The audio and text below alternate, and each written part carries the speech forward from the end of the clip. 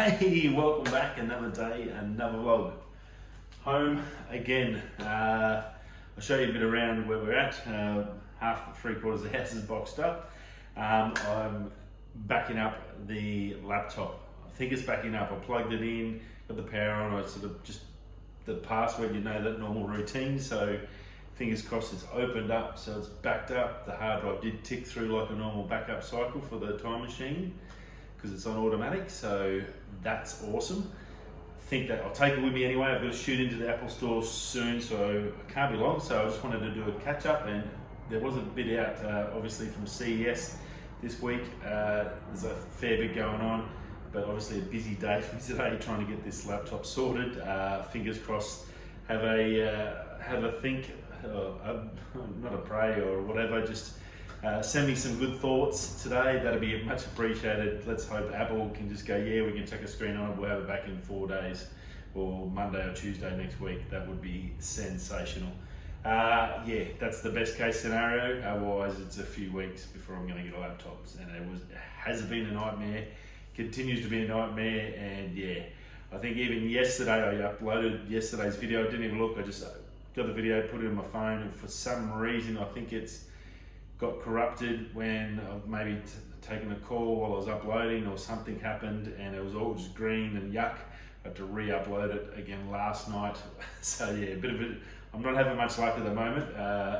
Then more stuff happened. My steel cap boots at work crapped themselves, so I've had to order new boots from Dana. Hopefully they'll get here before I go back to work on the 10th of Feb. Crazy times, but good to be home. Super stoked about that. Very good. Can't wait to see the family. Seeing my little buddy Bentley. I'll show you a quick little bit around shortly, but I thought I'd just get in. Now, Sony AirPeak, we talked about that, bringing out the drones, and well, it got released last night at CES, or yesterday at CES, and well, I've got to say, I'm disappointed. It's a commercial drone. This thing it's a small, but it's a big drone. So when you think of commercial drones, this thing can basically hold they had an A7S III, so a $6,000 camera sitting in a gimbal, sitting there filming videos and stuff. Looked amazing. Looks awesome. It's a big six prop quad, not a quad, a 6-prop drone. So it's not like a little 4 drone. It's not an under 250 gram drone. It's not a consumer drone, I guess. It's not something you can go out and have fun and you're gonna fly with, or stuff you can chuck in your camera bag. This is a big commercial thing. I'd say price-wise, it's gonna be around the DJI Inspire. So I just went and got a quick price on that. Basically the same thing. It doesn't hold a full camera. You've got to go up the next level, and that's in the 20 to 30 grand mark. But the DJI Inspire, you can put different lenses on there, that Zenmuse lenses and stuff. So you get a similar sort of product. It's a high quality, super duper drone. That's $5,000 US, or $4,700 US to buy it. Then you're going to buy the other lenses to get to, and it's probably not going to be as good as that. So this Sony thing, they obviously no price, so they just did a bit of a brief overview, showed some videos of what it could do. It's not going to be something you and I can buy, unfortunately, unless we win the Powerball. And then it's going to be, it's a massive unit. It comes in a big plastic box like this, so it's just not feasible at all for any normal creators that are doing stuff. This is for big time creators or productions, or people doing film and video. So yeah, a bit of a shame. So it's going to be well over $5,000 Australian. I say it's going to be more around the 10 grand mark. That's where I anticipate something of that level being. Did look really good. Being able to put a Sony A7S III, obviously it's all going to sync up together. That's pretty cool. So look, if you are a bit of a professional team and you do a lot of drone work, or you're a drone business doing a lot of stuff, well then this probably be definitely something that might be worthwhile checking out. So very interesting anyway. Now Samsung had a couple of big releases. The big one last night was Exynos. Exynos, I guess easiest way to explain it, Apple's got the M1, Samsung's got the Exynos. Now Exynos has been around for a little while earlier, or a couple of years. It never really took off. It had some teething issues, I guess. This year they've introduced more ARM technology into the actual chip, and the ARM basically combines a lot of different processors or different parts of the computer, combines them into the one chip, so reduces power consumption, makes it quicker, faster, and all that sort of stuff. Drops down to a 5nm, which I think is the same as the M1, so we all know the benefits that gave the Apple chip. Now this thing's going to, I think, do the same for Samsung as the M1 chip's done for Apple. So if all you Samsung guys out there, or people that, I guess the Exynos, the Android world, if you have got one of those phones or looking to upgrade this year, it's probably going to be a really good year to get anything with this Exynos chip in it. The Exynos 2100, 5G, so it's got all the latest 5G stuff in it.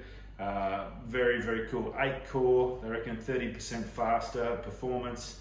There's some good stuff on the camera side. I'll just get my notes so I can get accurate.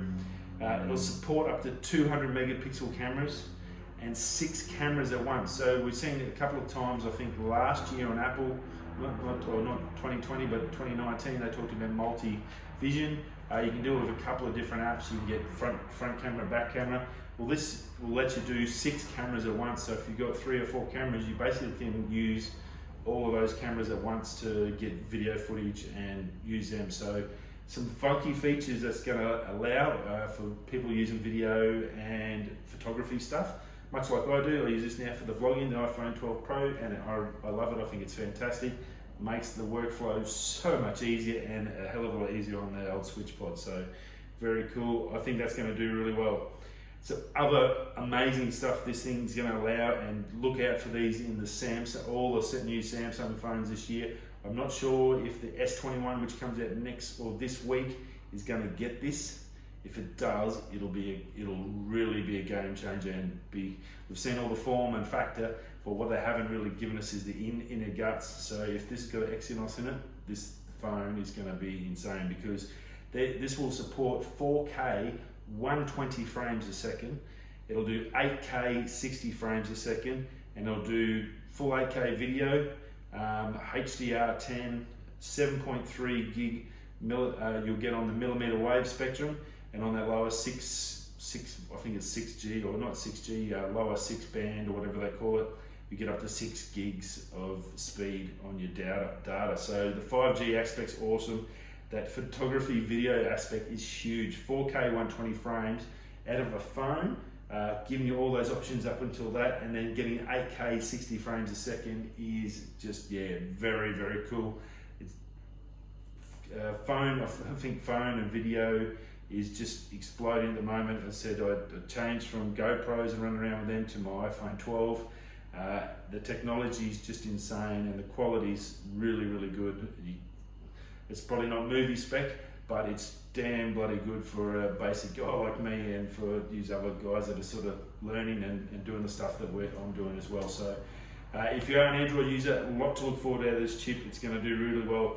They did also talk about working with AMD to get some stuff in regards to AMD and mixing all that in, some latest tech from AMD over as well. So big things from Samsung this year in the way of processors. Computers, phones, it's going to be a massive, massive winner out of this for the Samsung.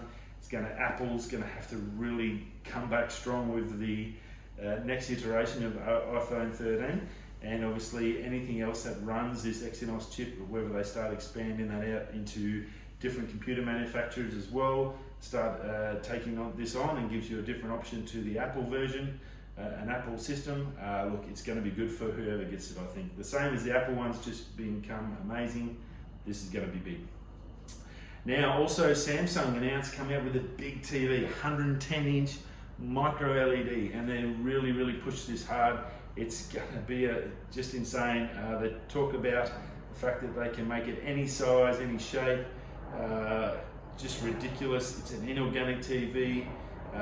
Fully bezel-less, so you can see everything on the side. You get 163 channels with your Samsung app as such. March 21 it's going to be releasing. It's obviously going to be fairly expensive, 110 inches. Health app is part of the system as well, same as Apple, so we're getting the same sort of things as Apple. Very much a to and fro there. New AI involved in that. And they've got also bringing out a new AI vacuum, which can uses LiDAR sensors to see if it's something like a soft toy or a hard chair, and it can disseminate that sort of stuff. Go around when something spills, it can pick up where it is going, it can pick up all the different grains on the ground, knows that it's picked up all that, go back to its space, dump the dirt, then charge itself. And yeah, some pretty wild stuff out of Samsung. Cookware they had in the kitchen, basically got a fridge and an oven. The oven will talk to the fridge, so you can get a big LCD screen or OLED screen in the fridge now. You can put all your menus in there, that'll send it to the, once you've picked your menu you're going to cook, you can have like a list there of your whole week of food. You can send all the directions out of that menu over to your oven. The oven will preheat for you just to that recipe.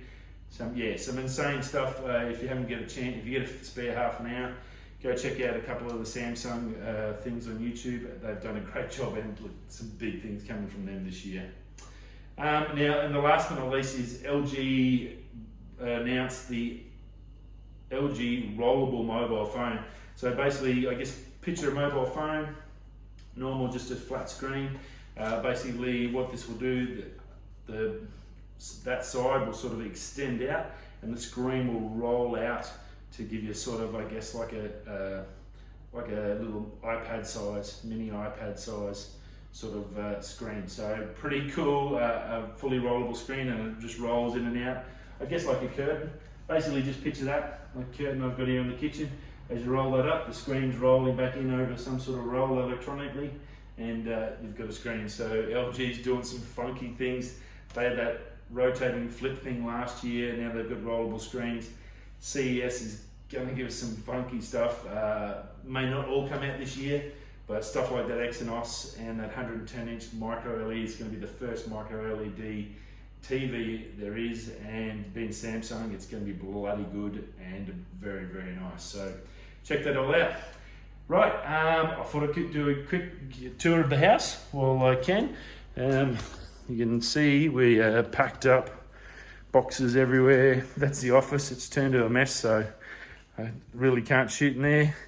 My poor little laptop. I don't know if you can see the screen. That's where the accident happened. Not good. So fingers crossed we can fix that. And yeah, we're getting ready to move onwards and upwards to Queensland. Right, and there's the old office. Done and dusted in there. All getting ready to pack all that up. A few days to go, and this will be all gone in a container, and then we will be heading on our trip down south. Okie doke. I'll see you all again tomorrow. Stay safe. Whether you're going this way or that way, I'll catch you tomorrow.